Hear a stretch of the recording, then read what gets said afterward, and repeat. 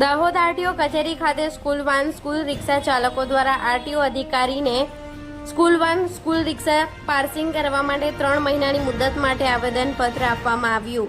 આજરોજ દાહોદમાં school van અને સ્કૂલ રિક્ષા ચાલકો દ્વારા દાહોદ આરટીઓ અધિકારીને સ્કૂલ વાન અને સ્કૂલ રિક્ષાના પાર્સિંગની 3 મહિનાની મુદત માટે આવેદનપત્ર આપવામાં આવ્યું હતું।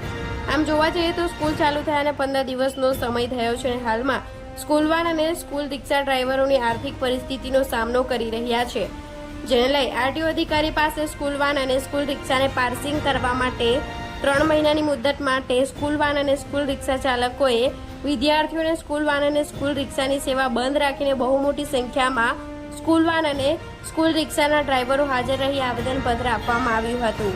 Reporter Dipesh Chauhan, Gujarat crime news, Dahod. તરફથી શું કહેવામાં આવ્યું છે અને તમારી શું માંગણી છે? સાહેબ તરફથી અમે તો એવું જ કહેવામાં આવ્યું છે, ભાઈ તમારી ગાડીઓ કમ્પ્લીટ કરો, જે બી વીમો હોય કે આ તે હોય, જે નિયમ મુજબ હોય સરકારમાં એ નિયમ મુજબ ધારા તમે ચલાવો। હાલમાં તમે બાળકોને સ્કૂલમાં લઈ જવાનું ચાલુ છે કે બંધ છે? હાલમાં તો ચાલુ જ છે, અમે કોઈ હડતાલ જેવું કર્યું નથી। એક દિવસ આજે અમે ખાલી રજા મૂકી છે કે સમય મળે અમને, છોકરા ચાલુ હોય એટલે મૂકવા જવાના હોય તો અમને સમય મળતો નથી, તો આજનો દિવસ અમે ગાડી બંધ રાખી છે અને આજે સાહેબને રૂબરૂ મળવા આવ્યા છે। શું નામ છે આપનું? લક્ષ્મણભાઈ ડોડિયા।